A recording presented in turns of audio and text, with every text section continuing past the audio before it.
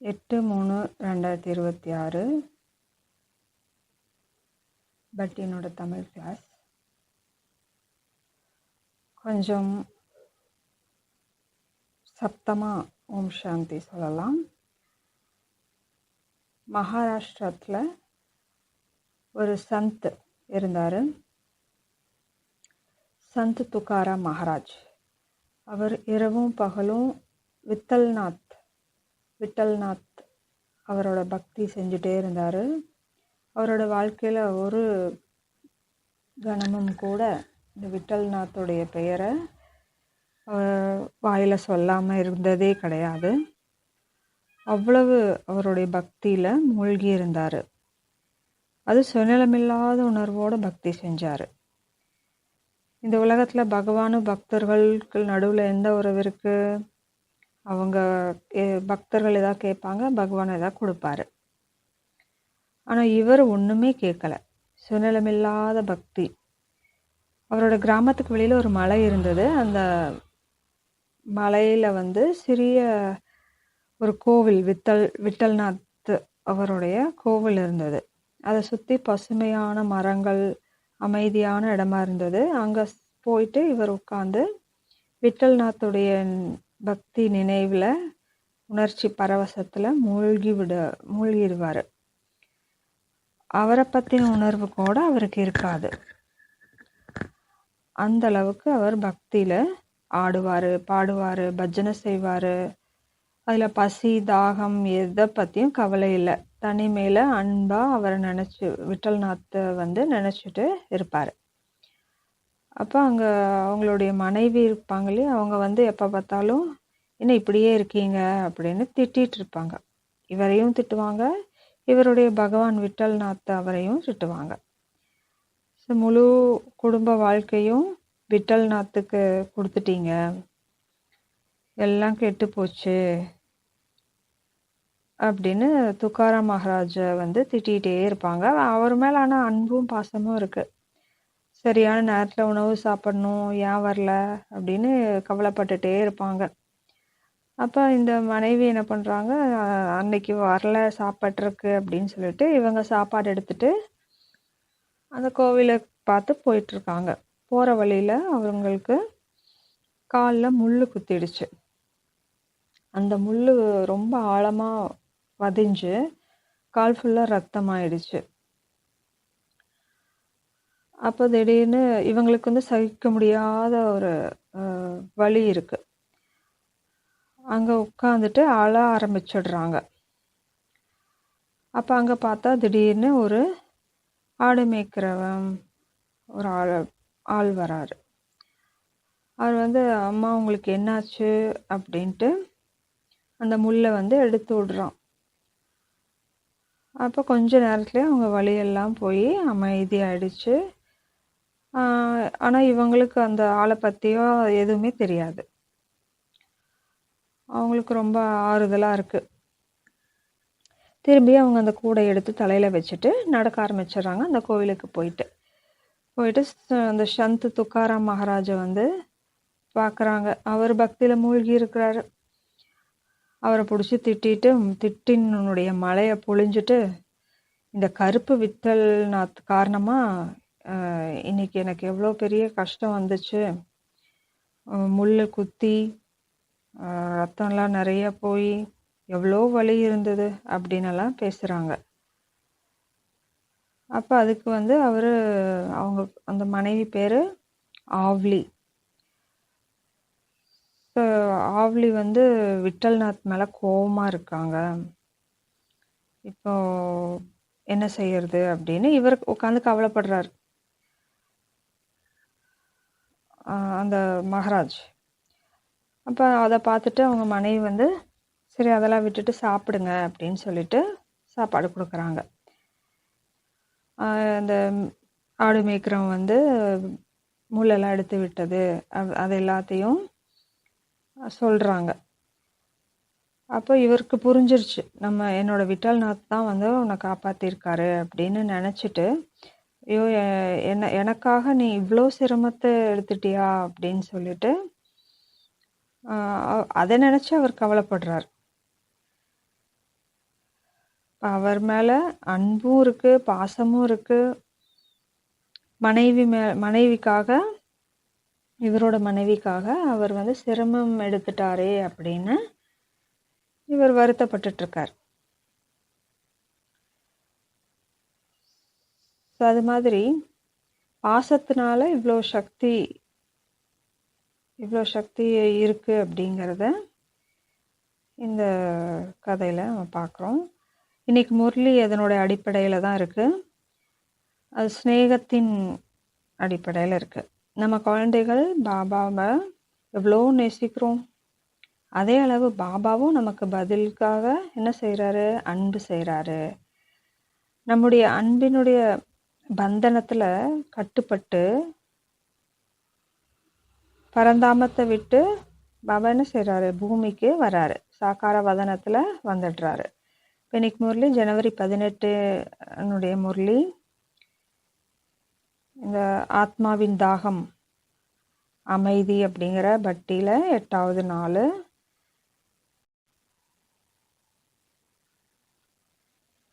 ஸ்நேகத்தின் சக்தியால் சமர்த்தாகுங்க, சக்திசாலி ஆகுங்க. சக்திசாலி ஆகி அனைத்து ஆத்மாக்களுக்கும் சுகம் சாந்தியின் அஞ்சலி கொடுங்க. இதுதான் தலைப்பு. 18 ஜனவரி 2002 முரளி. இன்னைக்கு இதிலிருந்து 5 அமைதி தரக்கூடிய, சுகூன் தரக்கூடிய பாயிண்ட்ஸ் எடுத்திருக்கு. இந்த முரளியை நம்ம ரிவைஸ் செய்யலாம். முதல் பாயிண்ட்டு மகா வாக்கியம் என்ன அப்படின்னா, பரமாத்ம ஸ்நேகம். இப்போ நம்ம பிராமண ஆத்மாக்களுக்கு இது ஒரு வரதானம். பரமாத்மாவின் ஸ்நேகம் நம்ம பிராமணர்களுக்கு என்னது? ஒரு வரதானத்தின் ரூபத்தில் இருக்கு. எப்படி நமக்கு பிறப்பு உண்டாயிருக்கு? ஸ்நேகத்தின் வரதானத்தினுடன் நம்முடைய பிறப்பு நடந்திருக்கு. மேலும் நம்ம ஸ்நேகத்துடனே வளர்றோம்.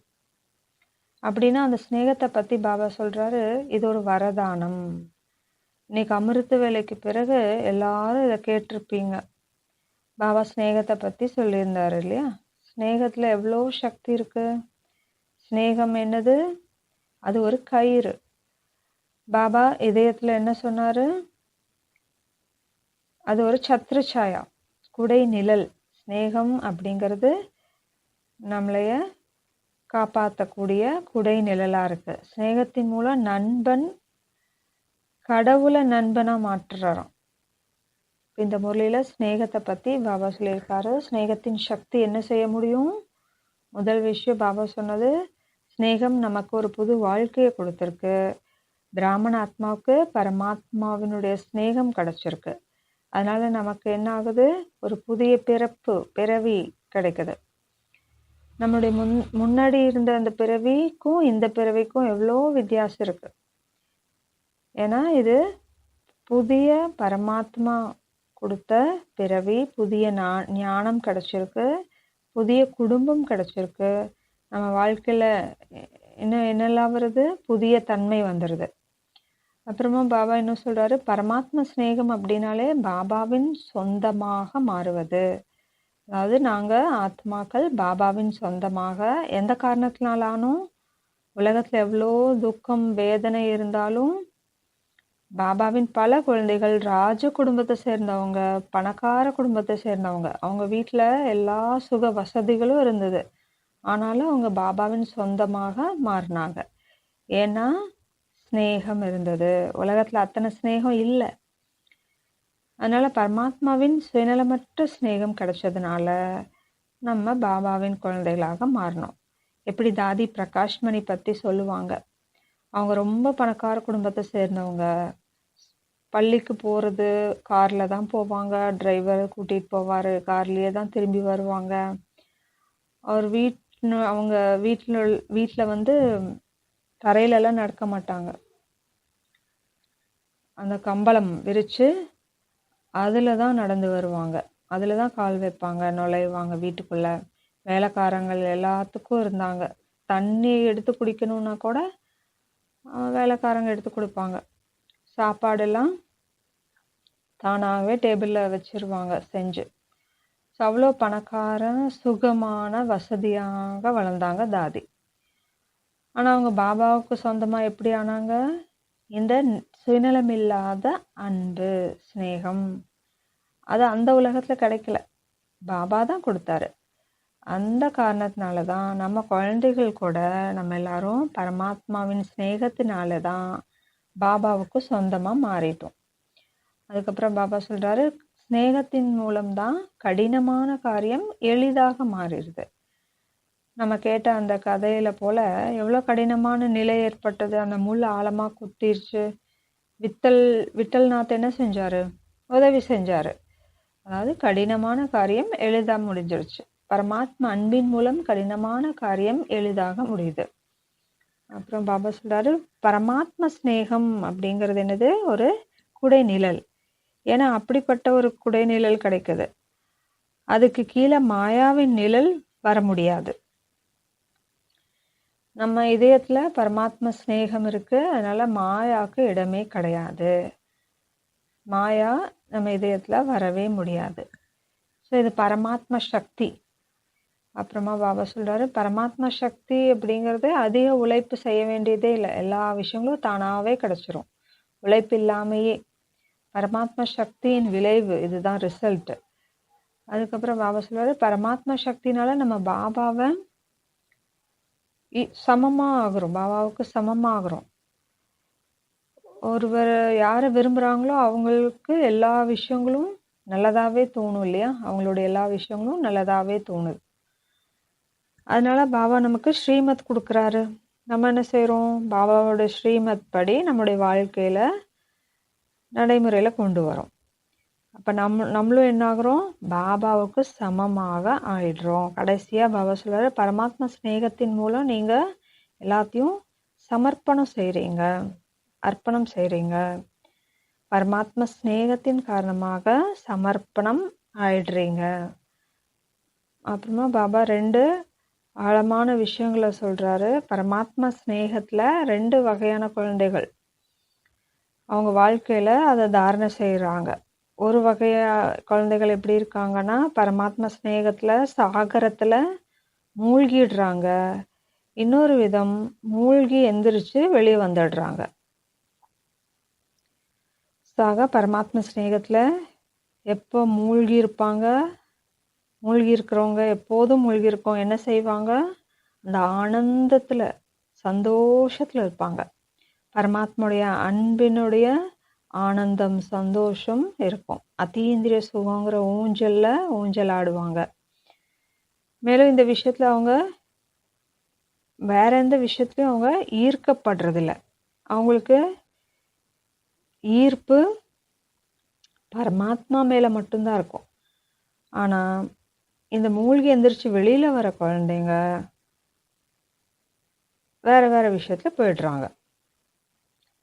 ஈஸியான வேலை கூட அவங்களுக்கு கஷ்டமா ஆயிடுது. ஸ்நேகத்தினால மூழ்கி இருந்தவங்க அப்படின்னா அது ஒரு விதம். மூழ்கி எந்திரிச்சு வெளியில போயிடுறது 2 பேருக்கும் வித்தியாசம் இருக்கு. அதை பத்தி தான் இந்த பதிவுல விளக்கியிருக்காங்க. ஸோ முதல் பாயிண்ட், பரமாத்ம ஸ்நேகம் நம்ம ஆத்மாக்களுக்கு என்னவா கிடைச்சிருக்கு? ஒரு வரதானமா கிடைச்சிருக்கு. வரதானத்தினுடைய வேலை செய்யுது. 2வது பாயிண்ட், வீணான சங்கல்பங்களை சமாப்தி செய்யக்கூடிய அந்த விழாவை கொண்டாடுங்க. இப்போ பாபா சொல்றாரு, நம்ம குழந்தைகளுக்கிட்ட கேட்குறாரு, நீங்க வீணானதுலேருந்து முக்தி அடைஞ்சிட்டிங்களா? சக்திசாலி ஆயிட்டீங்களா? ஏன்னா வீணானது சமாப்தி செஞ்சிட்டோம் அப்படின்னா அப்போ நீங்கள் சக்திசாலி குழந்தைகள், சமர்த்த குழந்தைகள். சமர்த்தம் இருக்கிற இடத்துல வீணானது, வியர்த்தம் அப்படிங்கிறது வர முடியாது. அப்போ நீங்கள் சக்திசாலி ஆனாதான் மற்றவங்களையும் சக்திசாலி ஆக்க முடியும். ஏன்னா நம்ம பாபாவின் குழந்தைகள். உலகத்தில் இருக்கிற மக்கள் சமர்த்தெல்லாம் கிடையாது, சக்திசாலி கிடையாது, அசமர்த்தா இருக்காங்க. நம்ம தான் சக்திசாலியா இருக்கோம். அதனால அவங்களையும் சக்திசாலி ஆக்க முடியும் நம்மனால. இப்போ பாபா சொல்றாரு, நீங்க நிமித்த ஆத்மாக்கள், நீங்க சக்திசாலி ஆகல அப்படின்னா அவங்களையும் சக்திசாலி யார் செய்வாங்க? உலகத்துல ஆத்மாக்கள் அவங்களுக்கு வந்து எல்லாம் வேணும் வேணும் அப்படின்னு கேட்டுக்கிட்டு இருக்கிறாங்க பக்தியில. அவங்க கிட்ட எதுவுமே இல்லாத நிலையில இருக்கிறாங்க. அவங்களெல்லாம் விடுவிக்கிறது யாரு? நீங்க தானே. அதை யார் செய்வாங்க? நம்ம தான் செய்யணும். இப்போ பாபா சொல்றாரு, நீங்க உங்களுடைய முக்தியிலேயே பிஸியா இருந்துட்டீங்க. உங்களை நீங்க முக்தி அடைய வைக்கிறதுலயே பிஸியா இருந்துட்டீங்க அப்படின்னா அவங்களுக்கு முக்தி எப்ப கிடைக்கும்? அதாவது பாபா எவ்வளவு அழகான ஆழமான விஷயத்த சொல்றார். நாமும் ஆத்மாக்கள் நம்முடைய துக்க வேதனைகளிலேயே பிஸியா இருந்துட்டு அதுக்காக முயற்சி செஞ்சுட்டு இருந்தோம் அப்படின்னா அந்த மக்களை துக்க வேதனையிலிருந்து யார் விடுவிப்பாங்க? ஏன்னா அவங்களுக்கும் சுகம் சாந்தியினுடைய அஞ்சலி நம்ம தானே கொடுக்கணும். இதுக்கு அந்த சந்த் ஞானேஸ்வர் மகாராஜை பத்தின ஒரு நிகழ்ச்சி ஞாபகம் வருது. சந்த் ஞானேஸ்வர் மகாராஜ் வந்து எல்லாரும் தெரிஞ்சிருப்பீங்க. அவருடைய அப்பா வந்து முன்னாடி சந்நியாச மார்க்கத்துல இருந்தாரு. சன்னியாசியா இருந்துட்டு ஏதோ ஒரு காரணத்தினால அவங்க குரு வந்து குடும்ப வாழ்க்கையில வர சொல்லிட்டாரு.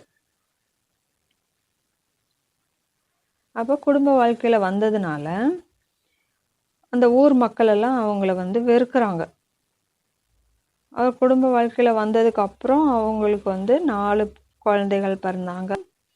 ஆனா மக்கள் எல்லாரும் இவர் பாவி, முதல்ல சன்னியாசியா இருந்தாரு, அப்புறம் குடும்பஸ்தரானாரு, இப்படி வந்து வெறுத்துட்டே இருந்தாங்க. அப்ப அந்த துக்காராம் சந்த் அவருடைய அப்பா தான் அந்த நிலைமையில இருந்தாரு. அவருக்கு என்ன தோணுச்சுன்னா, இவங்க நம்மளே தான் வெறுக்கிறாங்க, நம்ம குழந்தைகளை என்ன பண்றாங்க, அவங்களையும் ஏன் இப்படி வெறுக்கிறாங்க, கிராமத்துக்குள்ளேயே சேர்க்காம இருக்கிறாங்க. இப்போ இதுக்கு நம்ம என்ன செய்யலாம், இதுக்கு நம்ம தானே காரணம் அப்படின்னு சொல்லி யோசிச்சுட்டு அவங்க வந்து மக்கள் சமுதாயத்துல வந்து கேட்குறாங்க, ஆலோசனை செய்கிறாங்க. அதுக்கு எல்லாரும் சேர்ந்து ஒரு தண்டனை கொடுக்குறாங்க. தேகாந்த பிராயஷ்சித்தம், மரண தண்டனை கொடுக்குறாங்க. இப்போ உங்களுக்கு மரண தண்டனை அப்படின்றாங்க. அப்போதான் நீங்கள் இந்த கர்மத்திலிருந்து விடுபட முடியும் அப்படின்றாங்க. அப்போ அவங்களுக்கு என்ன தோணுச்சுன்னா, இந்த மரணத்தை ஏற்றுக்கிட்டோம் அப்படின்னா நம்ம குழந்தைகள் நல்லா வாழ முடியும் அப்படின்னு நினச்சிட்டு ஒரு இரவில் வந்து அந்த தந்தையும் தாயும் நதியினுடைய நீரில் ஜலசமாதி, தண்ணியில் மூழ்கி போகிறது, அப்படி போயிடலான்னு போகிறாங்க. அதுக்கப்புறம் மக்களுக்கு வந்து அந்த விஷயம் தெரிய வருது. அவங்க குழந்தைகளையும் விடலை. அந்த சந்த் ஞானேஸ்வர் மற்றும் அவங்க சகோதரர்கள் பிச்சைக்கு எடுத்து போகிறாங்க. மக்கள் யாருமே வந்து பிச்சை தரல. 3-4 நாட்கள் பசியோடையே சுத்திட்டு இருக்காங்க. அந்த ஊர்ல கடைசி வீடே வந்துருச்சு. அந்த அம்மா மட்டும் கருணை காட்டி பிச்சை கொடுக்குறாங்க. ரொம்ப சந்தோஷமா திருப்தியா அவங்க போய் சமைச்சு சாப்பிடலாம், இதுல மாவு இருக்கு, ரொட்டி பண்ணி சாப்பிடலாம் அப்படின்னு வராங்க. அந்த ஊர் தலைவர் கண்ணில் பட்டுடுறாங்க. அவர் வந்து என்ன இவங்க பை நிரம்பி இருக்கே அப்படின்னு பார்த்துட்டு அதை விசாரிச்சு அதை தூக்கி வீசிடுறாரு. இப்போ மண்ணில் கலந்துருது. அப்போ இவருக்கு ரொம்ப கோபம், துக்கம். அவர் அந்த இருப்பிடத்துக்கு போயிட்டு உள்ளே போய் நம்ம இதுக்கு ஒரு முடிவு பண்ணலாம் அப்படின்னு சொல்லிட்டு வேதனையில் தியானத்தில் உட்கார்றாரு. அப்போ அவங்களுக்கு அந்த 4 பேரில் ஒரு சகோதரி இருந்தாங்க. அவங்க பேர் முக்தா. அவங்களுக்கு இது எல்லாத்தையும் கவனிச்சுட்டே இருக்காங்க. கவனிச்சுட்டு என்னமோ நடந்திருக்கு, பிச்சை கிடைக்கலையாட்டிருக்கு, இவங்க ஏதோ ஒரு முடிவு எடுக்க போகிறாங்க, தியானத்தில் உட்காந்துருக்குறாங்க அப்படின்னு சொல்லிட்டு அவங்க போயிட்டு ஒரு சின்னதாக ஒரு பிரேரணை கொடுக்குறாங்க, பேசுகிறாங்க. உங்களுடைய இந்த பிறப்பு இந்த மக்களுக்கு நன்மை செய்யறதுக்காக தான் ஏற்பட்டிருக்கு அப்படின்னு சொல்கிறாங்க. அப்போ நம்ம இந்த உயிரெல்லாம் திறந்துட்டோம் அப்படின்னா மக்களுடைய நன்மைக்கு யார் செய்வாங்க? அவங்கெல்லாம் இருளில் இருக்கிறாங்க, வெளிச்சத்துக்கு கொண்டு வரணும், யார் பண்ணுவாங்க? அப்புறம் ஒரு சின்ன உதாரணமும் சொல்கிறாங்க. நம்ம உணவு சாப்பிடும்போது பல்லும் நாக்கும் கடிச்சுக்கிறோம் அப்படின்னா யார் மேலே பழி போடுவோம்? பல்ல பிடுங்கி வீசிடுவோமா? அப்போ யார் மேலே குற்றம் சுமத்துவோம்? யார் மேலேயும் குற்றம் சுமத்த மாட்டோம் இல்லையா? அந்த சந்த் ஞானேஸ்வர் அப்புறமா அந்த தியானத்துலேருந்து வெளியே வர்றாரு. அவர் புரிஞ்சுட்டாரு, நம்ம வாழ்க்கையில் இந்த மக்களுக்கு நன்மை செய்யறதுக்காக தான் நமக்கு இந்த வாழ்க்கை கிடைச்சிருக்கு. இப்படிப்பட்ட சங்கல்பம், அந்த உயிரை திறக்கிற சங்கல்பெல்லாம் நம்ம செய்யக்கூடாது அப்படின்னு கதவை திறந்துட்டு வெளியே வராரு. அப்படியே தான் பாபா நமக்கு சொல்றாரு இல்லையா? நீங்க உங்க துக்க வேதனையில பிஸியா இருந்துட்டீங்க அப்படின்னா உலக மக்கள் இவ்வளோ துக்கத்துல வேதனையில இருக்காங்க, அவங்களுடைய துக்க வேதனைய யார் போக்குவாங்க? அப்போ பாபா நமக்கு இந்த பொறுப்பை கொடுக்குறாரு. நீங்க சமர்த்தாத்மாக்கள், சக்திசாலி ஆத்மாக்கள், அந்த மக்களை துக்கத்துல இருந்து விடுவீங்க. அதுக்கப்புறம் பாபா சொல்றாரு, நீங்க மற்றவங்களுக்கும் முக்தி கொடுக்குறீங்க அப்படின்னா சின்ன சின்ன விஷயங்கள்ல இருந்து நீங்க தானாவே முக்தி பெற்றுடுவீங்க. பாபா எவ்வளோ அழகான பாயிண்ட் சொல்றாரு. நம்ம மற்றவங்களுடைய துக்கத்தை போக்கணும்னா நமக்காக தனியா புருஷார்த்தம் செய்ய வேண்டியதில்லை. நம்முடைய துக்கங்கள் தானாகவே மெதுவா முடிஞ்சிடும்.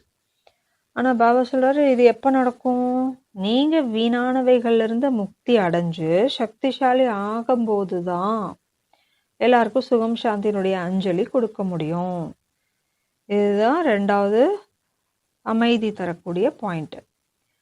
அடுத்தது 3வது, பாப் தாதா கிட்ட இனிமையான குற்றச்சாட்டுகள்.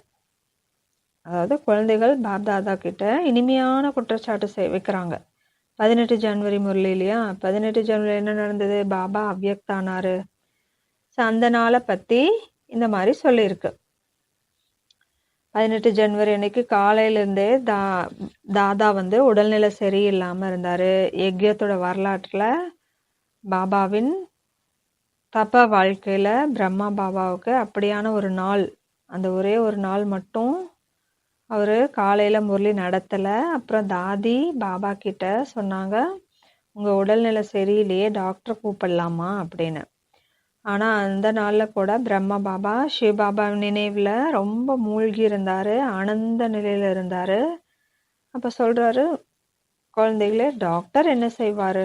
நான் ஆன்மீக சர்ஜன் கிட்ட பேசிகிட்டு இருக்கேன். அப்படி டாக்டரையும் கூப்பிடல.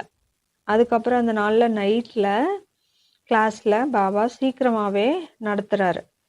கிளாஸ் முடிஞ்சதுக்கப்புறம் ஹிஸ்ட்ரி ஹாலில் முன்பக்க கதவுக்கு பக்கத்தில் பாபா நிற்கிறாரு. அங்கே நின்றுட்டு பாபா ஒரு மகா வாக்கியம் சொல்கிறார், குழந்தைகளே, நான் விடை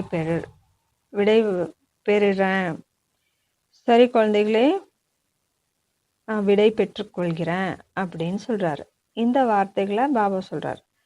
அதுக்கு முன்னாடி பாபா இரவு கிளாஸ்லலாம் முடிஞ்சிருச்சுன்னா குட் நைட் சொல்லுவார்.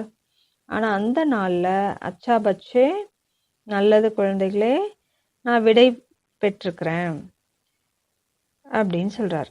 அப்போ தாதி சொல்கிறாங்க, யாருக்கும் புரியலையே பாபா ஏன் இப்படி சொல்கிறாரு அப்படின்னு இருக்கலாம்.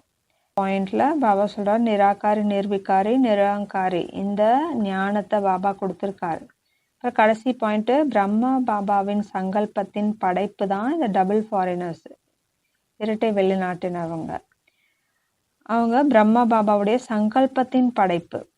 சிவபாபா இதில் சொல்கிறாரு, ஒரு வம்சாவளி, பிரம்மாவின் முக வம்சாவளி, மற்றொன்று சங்கல்பத்தின் வம்சாவளி. இந்த மாதிரி 2 வம்சாவளிகள் இருக்காங்க. இந்த சங்கல்பத்தின் வேகம் ரொம்ப அதிகம்.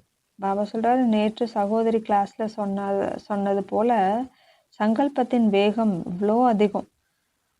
அதன் முன் ராக்கெட் கூட தோல்வி அடைஞ்சிரும். விஞ்ஞானிகள் உருவாக்கிய ராக்கெட்டுகளும் கூட தோல்வி அடையும். அப்படிப்பட்ட வேகம் உடையது சங்கல்பம். அதனால் பிரம்மாவின் இந்த படைப்பு டபுள் ஃபாரினர்ஸ்க்கு இவ்வளோ வேகத்தில் உருவாயிருக்கு. இப்போ பாபா சொல்கிறாரு, இவங்க புருஷார்த்தத்துலேயும் வேகமாக இருக்காங்க, அதனுடைய பலனை அடையிறதுலேயும் வேகமாக இருக்காங்க, பிராப்தியும் வேகமாக கிடைக்குது. அப்போ 5வது பாயிண்ட்டு, முடிஞ்சிருச்சு. இப்போ முதல் பாயிண்ட் என்னது? வரதானம். பரமாத்மாவுடைய ஸ்நேகம் நமக்கு பிராமண ஆத்மாக்களுக்கு ஒரு வரதானம். ஸோ அது வரதானமாக வேலை செய்யுது. இதை பாபா விளக்கி இருக்காரு. இரண்டாவது பாயிண்ட்டு, வீணான சங்கல்பங்களை சமாப்தி செய்யக்கூடிய விழா கொண்டாடுங்க. நம்ம வீணான சங்கல்பங்களை சமாப்தி செய்தாதான் நம்ம சக்திசாலி ஆக முடியும். மூணாவது, குழந்தைகளுடைய இனிமையான குற்றச்சாட்டுகள் நிறைந்த அந்த ஆன்மீக உரையாடலை பாபா விளக்கியிருந்தாரு. 18 ஜனவரி அன்னைக்கு குழந்தைகள் பாப்தாதா கிட்ட செய்த ஆன்மீக உரையாடல் விளக்கத்தை சொல்லியிருந்தாங்க. நான்காவது, 3 சொற்களின் கல்வி, அந்த கல்வி ஸ்வரூபமாக ஆகணும். கடைசி பாயிண்ட், பிரம்மாவுடைய சங்கல்பத்தின் படை. ஓம் சாந்தி.